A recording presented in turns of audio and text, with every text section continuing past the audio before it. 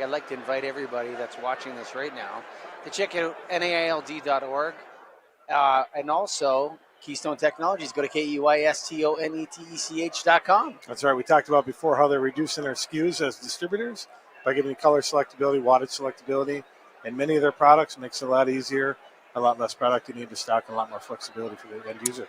I like to say that this is presented by the DLFNY of, well, that's obviously of New York because it ends in NY. But yes, presented by what a great show, LEDucation.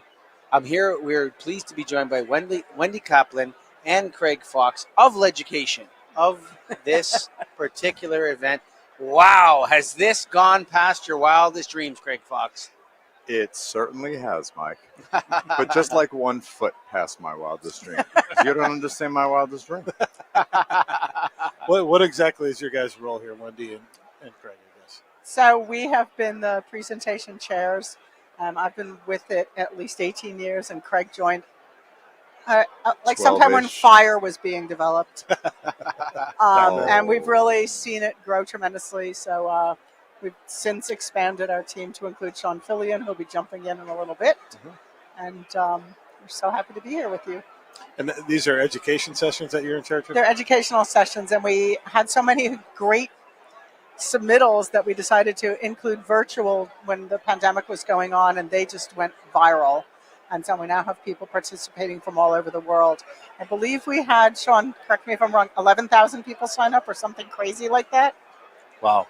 That's so a combination of in-person here and virtual. How many, I know we had it on the previous show, but how many in-person sessions are there? 33. 33? 33, 35. And then how many virtual? The rest. Everything else. 14. I think it's 14 or 6. So. Yeah, okay, wow. Something like that. But you know what? One of the things that we were doing with Get a Grip on Lighting, which is the you're listening to right now, is the Get a Grip on Lighting podcast live from LEDucation, is that before the pandemic, we were the only ones doing anything like this, and now we've embraced this digital, but it doesn't replace it. The personal matters too, but then the digital is like an extension of that. Craig, can you expand on how is LEDucation going to further its digital offerings? What is it going to do in that realm? That remains to be seen. We take little steps. We only want to do it right, and we only want to do it once. So, I mean, we might very well. This was the having the 2 prior days last week of virtual was actually Shaun suggested that, and Wendy and I thought it was a pretty good idea, and it paid off. We had tons and tons of attendees. It gave people the chance to attend all the virtuals that they wanted to and still be here because some of them were doing load-ins on a Monday. But I thought it went very well. We're getting fantastic feedback. So we could only grow from there. So, Wendy, you've been doing it 18 years, you said, since it started? Yep, since it started. I came in the second year. Second year, okay. And did you guys have educational sessions back when you first started? So when the show started, it was really all about It's called LED LEDucation, Greg. Well, I understand, but I'm not asking you. Bert was just on the show telling us how he named it, LEDucation. That's right. So, yes. Yeah, it's always been an educational aspect to the show. It started, I think, at Publishing House, and there were, I think, 3 or 4 presentations the first year. And the first year, there were only 11 display tables, and then it jumped to 30, and now it's up to, 400 something? 450. So it's always been educational at its core. How do you guys go about selecting the presentations? We cannot divulge that secret. It's secret. I mean, cash, Venmo, credit card. I mean, am I missing anything? Puppies. No, Puppies. we get traditionally between 180 and 190 submissions, and we look for the best, brightest, new talent, known to us talent. Just, we want to build the best program we can every single year, year over year. I think we're pretty successful at it, but it comes at a cost. We have to tell our customers, friends, and family no sometimes to get the best programs. Yeah. So when you guys are planning next year's convention, there's been a lot of talk, or I don't even know if this is a convention, next year's LEDucation, let's call it that. Are you looking at more space? Because I'm looking behind me here, just those on the camera. That is a packed trade show floor. I'd like to keep it packed like that, but what do you guys think? I highly doubt we're looking for more space, because more space means leaving this building. If we want any more space than this, it's that place over on 34th Street in the water, and I don't think we're looking at that because probably nobody wants to pay that. Mm-hmm. Just thinking. Right. We would like to keep the show manageable so that people can actually come and learn and see the booths. We don't want to turn into that other show that was just the booths were too big. It was unmanageable. It was just a little bit too much. So we're trying to keep it at this level with improvements each year. But you guys turned down 100-some people. I want everybody to come. How do we do that? We can't. That's what you're saying. Can't. Sometimes people don't go there because it's too busy. What did Yogi Berra say? Nobody goes there anymore. It's too busy. I think LEDucation is hit that nobody goes there anymore. It's too busy, but everyone's still here. Point. You know, folks, if you're listening to this out on the live stream, this is a wild. You can't describe this, Greg. No, you got to be here. Like I've never been to a light fair like this. I've never been to anything that's this packed full of lighting people. Actually, Right. And then top it with your education sessions, and now we're going to have to bring in the new guy. Why are you leaving us? Where are you going, Craig? I'm not going anywhere. Okay. Just like everybody else, busy life. I'm the only smart one to raise the flag and say, I'm going to step back to advisory. I'm still going to have lots to do with the vetting of the proposals and the choosing of the seminars. And I'll still play an active role on the overall education committee. But I need to step back a little bit from this. And this is where my good friend Shaun Fillion comes in. Yeah. And I'm going to do the magic. now so you hang leave on. us. He's got okay. So thank you, Craig. Shaun, take off the ear covers. That's all you got to do. Just there's ear covers on that thing. Let me just see that for a second. Yeah, just take off these for a second. And we're going to bring in Shaun Fillion here. Shaun, Rab Design Lighting, Shaun Fillion. Thank you for joining us right in the middle of the live stream. My pleasure. You're biting off more than you can chew. I'm just looking at this right now. Maybe. We've Wendy's been always grooming telling me him. Hang to on, say I'm just going to no. fix your Yeah. headset right here. There you Sure go. thing. How's There that? you go. Better? We've Yeah, been wait a grooming him here. Oh, Yeah. He's got a big problem. I'm just looking back here. Holy mackerel. Absolutely. But it's a great opportunity, too. There's a lot of growth that we're seeing, especially in the presentations. Expanding out to more virtual, 2 days of virtual last week. We had a huge number of attendees. We had international presenters. I think that the presentations is where we're really seeing an international growth and footprint for LEDucation, which is fantastic. You see the virtual growing then next year. I mean, is that kind of where you're bringing it in? Is you said it was around 30 in person and 15 or so virtual. That's true. The virtual we ran in 15 over 2 days, but the attendance was out. Each presentation had between 250 and 400 people. Wow. Get out of online. here. Huge attendance. Yeah. Wow. Yeah. That's a lot. And it's nice because of the way that we do the time slots for the virtual. People that are in Asia can participate because it's in their working day, and then people in California can participate in the later afternoon ones because it's in their working day. We also post all the presentations a couple weeks after the fact on the LEDucation website. So the in-person and the virtuals. That's what I was going to ask is, would you ever combine them and make the in-person and virtual together? We discussed that this year. Wendy said, slow down a little bit. Let's try one step at a time. Absolutely. It's always a challenge doing a live stream with the in-person. We could probably take good notes from you guys, to be honest, on how to maintain it at LEDucation and do a video production as well. But it's something we've definitely been talking about because a lot of presenters are trying to decide, do I want to be in person? Do I want to be remote? And the fact of it right now is the virtual presentations get almost 3 times the attendance because we're not limited by the room size, and there are fewer conflicts. Right, you got to decide between hitting the trade floor, or hitting a lecture, and that's a hard decision to make. I think you guys have to ask yourself, what is the so we get so, as you guys may know, Shaun, and Wendy, you may not, we represent the National Association of Innovative Lighting Distributors, Yes. NALD. I do. And, for us, we get so many applications for people that want to be members of NAILD. and what is it, 4 to 5, Greg? We turn away. Yeah.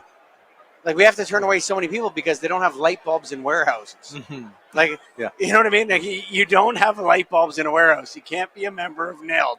No matter how much you like the podcast, that makes no difference to us, right? We have a mandate.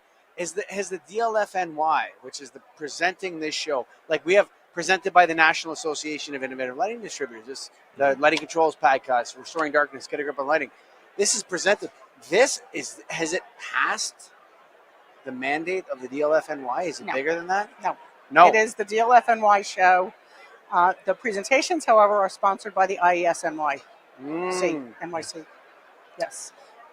Because they are our partner. They were our original partner, but because of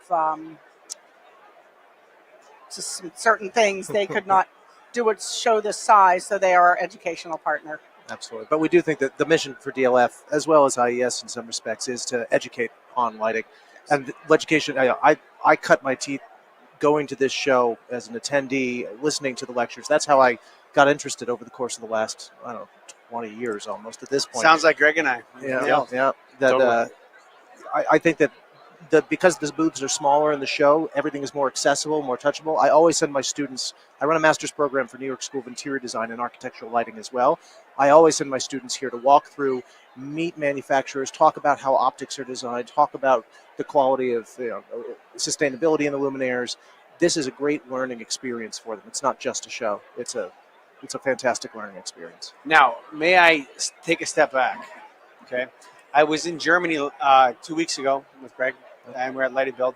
And my conclusion from the perspective of Nailed is that there's nothing here in Germany for somebody that regionally sells light bulbs from their warehouse in Toronto or Minneapolis or whatever. But that doesn't mean it doesn't matter to other types of people that are out there, lighting designers, agents, specifiers. Do we need to redefine how this industry works, Shaun? Like agents, distributors, dealers, designers, specifier. There's like a lot of terms that nobody really knows what anything means. I definitely, speaking for an educator in my program, usually half of my students are international students, and they come in and half of what they're learning is the way that we go to market in the United States. The function of distributors, the function of lighting reps in the United States differs from, whether they're coming from India or Singapore or China or Germany. There's so many different structures. I think there's a lot of benefit to the current structure in the United States, and I think you're talking about the channel. Yes, I'm talking about the way that the channels, the way things get sold, and I think the way that promotes certain. Our focus on information may differ from Europe. Right? Efficacy has been king due to energy rebates, due to other things that help push things. Versus, I think Europe has had an earlier focus on things like lower glare, UGR, things that we don't talk as much about here in the U.S.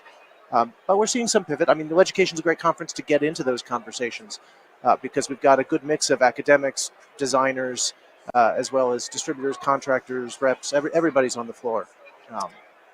So as a manufacturer, I think that many of the other countries are so much smaller, and we have the United States is huge. So I think that the way that the structure is now helps a manufacturer because we can't be in every market. So the rep system really helps us alleviate some of that and gives us broader access to our clients and to the specifiers that we want to reach out to because they know their markets, they're entrenched in their markets, and we just can't be everything to everybody, unless you're a massive manufacturer. And most of these people are not massive manufacturers at all. So, dare I? Can I jump on that point specifically, sure. Wendy? Okay, so when you're a Canadian, I'm a Canadian, and America considers Canada small. No. Okay. And, California's economy is bigger than Canada, and so probably is New York's, right? But Canada's number 7 in the world, okay? Mm-hmm. So all those European economies are way smaller than Canada, except for maybe Germany, France, and Italy. Other than Germany, France, and Italy, maybe Spain. Spain's probably competes with Canada. North America is enormous in terms of its punching power. Why can't we push our way to the front? Why are we waiting for them to tell us what to do over in Berlin and Germany? Why don't we tell them what to do? I'm sick of as a Canadian in North America sitting back and listening to Europeans tell us how much better it is in Europe when I actually think it's way better over here. Actually, Shaun or Wendy, you guys want to comment? We agree with you. You agree? Like this is where I was at Light and Build last week, 2 weeks ago. This kicks Light and Build's ass. Sorry, We think so too. sorry. This is way hotter than Light and Build. Okay, you just have to go out on that floor right there, and you're going to see lighting practitioners, whether they're designers, agents, distributors, specifiers, whatever. Why doesn't North America or America specifically stand up and say, you know what, we're in charge. We're gonna lead the way here. Why can't we do that here? Good question. I think we do You're a in many teacher. aspects. I think we do. Yeah. I mean, as a teacher, certainly there's we've got to separate out research for the way that our industries function, and where I think there is a difference in terms of the power of design and the way that specifiers function in the United States versus in Europe, and there's a marked difference there. And sometimes that is in the European designers' favor, that American designers often have to compete. There's more go to bids with contractors, public bids where you have to be the lowest, and value engineering. But I also think that makes for fierce competition and pushing creativity, and really half of the lectures that we get submitted from designers are about how to capture a specification, how to preserve the integrity of a design. I think that our designers go through rigorous projects and end up being really tenacious. And that's part of why, at least last time I looked, 20% of all international specifications are coming out of New York City lighting firms. That New York is a heart of designing international lighting as well. So I do think we're leading in terms of design. And yeah, I think in terms of the market strategy and channels, I think it works really well in the U.S. And in North America as well. I agree. I've worked in Canada, or worked for companies with a Canadian footprint over the course of the last 15 years, and I agree. There's a lot of opportunity there too. It's not just the U.S. And you know what? Mexico is also a huge economy in Absolutely. comparison to any country in Europe, other than the ones I've already mentioned. Yes. You know, Italy, France, Spain, Germany. But other than that, like Czech Republic is like 5 million people. It's like less than the city of Toronto. Yeah. But I also think that if you look at where the lighting designers that are in the rest of the world are educated, the majority of them are educated here. They spend some time working at firms here, and then they return sometimes to their home countries and start their own firms. And we see a lot of that. As Shaun mentioned before, many of the students are international students, and there is a large component of international students here. I So do they love cut that. their teeth here, and then Yeah. they return home. They're getting trained And in they New bring- York. They learn the way that the United States does design, and then they bring that, whether they're an ILD member. Min Lai is a graduate from my program in 2015, the first listed ILD member in Vietnam. Started her own firm. She's got a bunch of employees and is doing great. That's how we lead, I think. That's how we change the industry across the world, is training people here. They learn the way of North American design. America's really, good. and then take that abroad. Yep. You know. And Yeah, there's make at it least local. half a dozen lighting designers in Thailand that were educated Yep. and worked here. Same for Japan, Taiwan. All over of the Europe, place. everyone in Europe. Absolutely. They're like, why are they telling us what's up? They just want to impress, but it doesn't work. Yeah. One thing, Shaun, we talked a little before we started recording here about the student section here. Can you share on what's going on? Sure. Yeah, So that's we've good. got the IS New York City has sponsored the student lighting competition now for this is our 20th year, 24th actually. It started in 2000. I've been on the committee for probably 18 years or so at this point. Wow. It's wonderful. We have 165 students from New York City schools. We've got industrial designers. We've got interior designers, architects, lighting designers. These students are master's students. They're graduating undergrads, but they're all here with light art projects based on the idea of proximal light, of how light can bring us together, especially in a world that's split between virtual and in person. We've got two. Virtual is light. I know and can think about how the camera looks at you, how it takes you in. So we've got two full ballrooms there with projects that we hope a lot of people from LEDucation will come in. We had about 800 people show up last year to interface with students. We had job offers made on the spot. We give out cash prizes. These students are very excited to meet our industry and learn all it has to offer. Before we go, and I know Craig's not here, but He's right over there. I interviewed her twice. They say the man, the myth, the legend, the woman the myth, the legend, Carolyn Rinker, is no longer with us. Rest in peace. Do you have any comments about Carolyn's contribution to what's going on behind us here? I don't really think that words can express what Caroline brought to this. Caroline joined the committee probably 4 or 5 years into LEDucation and really brought it to the next level. We're very grateful to Peg Meehan and Bob Nadell, who were the originally produced the show. Bert came in and Caroline came in, and there's nothing I can say without going to tears. So, Yeah. Rest in peace, we miss Caroline her Rinker. greatly. Yeah, Yes. we had her. We talked about her on the last live stream. This is our last stream, Greg, with those who are managing LEDucation. We want to thank you guys for stepping up, organically creating this from nothing, and the roots are growing beautifully. Folks, thanks to the DLFNY, Greg, Keystone Technologies. What else do we have there? Everybody here just bringing the lighting industry together. That's what we talked about, and love to see this. So. This is, and listen, this is my opinion, only my opinion, way hotter than Germany, and I was just there. Okay, way hotter. Thank you for listening. Bye for now. And thank you all for having us and supporting us. Absolutely, definitely.